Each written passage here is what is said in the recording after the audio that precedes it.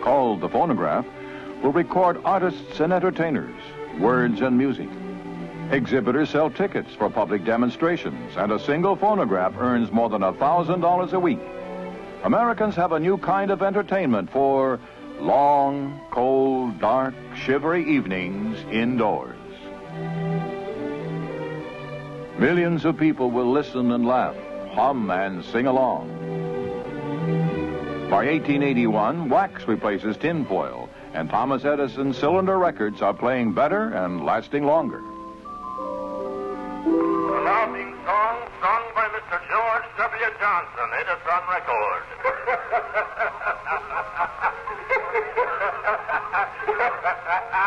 I got down hell from laughing.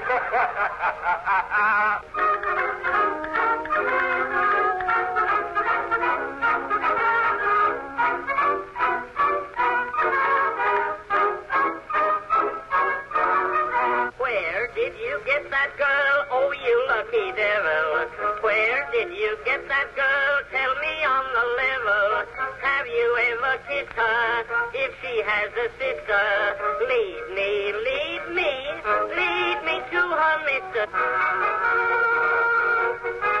1892. Disc-shaped records are introduced, and they in turn begin to replace wax cylinders. Produced at first on hard rubber and later shellac, these new discs can be manufactured in great numbers by machine. They are cheaper, play louder, and are more convenient to use and store.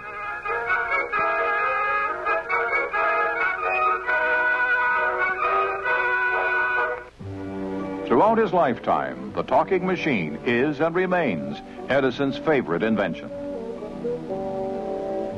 Having moved his laboratory from Menlo Park to West Orange, New Jersey, he carries out experiments that fill 3,400 notebooks.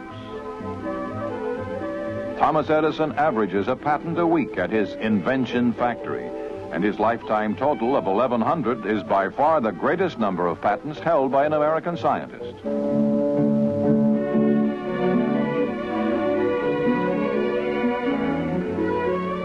His workday, 20 hours and sometimes more, will become legend.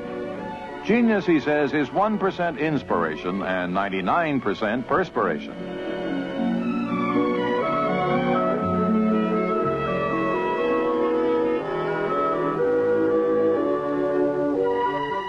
In 1927, a celebration is held to mark the 50th anniversary of the invention of the talking machine. Thomas Edison is on hand and repeats the nursery rhyme that made history.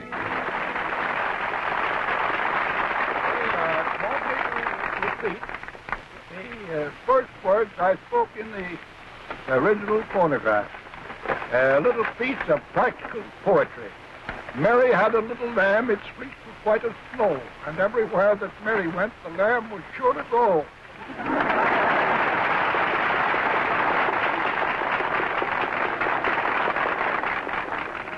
As years pass, recordings of great books help to end the loneliness and isolation of the blind.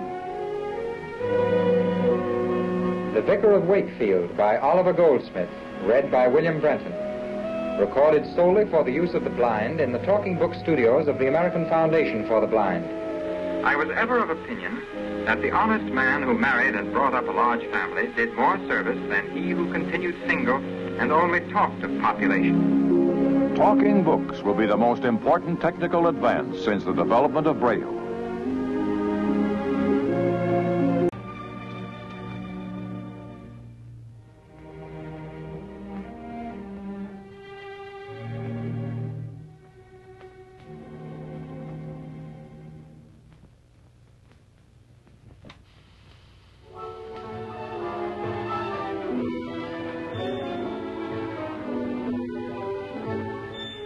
You were meant for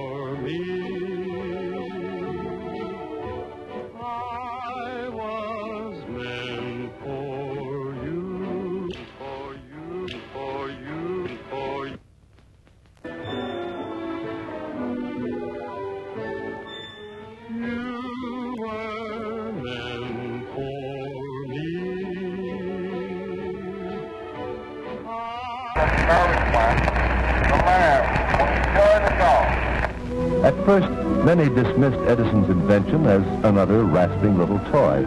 But by 1910, the possibilities of this amazing machine began to be appreciated. The fragile tinfoil cylinder had been replaced with a wax disc, and the hand crank by a spring motor wound only at intervals. For the first time, great artistry could be preserved for future generations. The quality of recordings was still poor, but now world-famous musicians could be heard in any living room.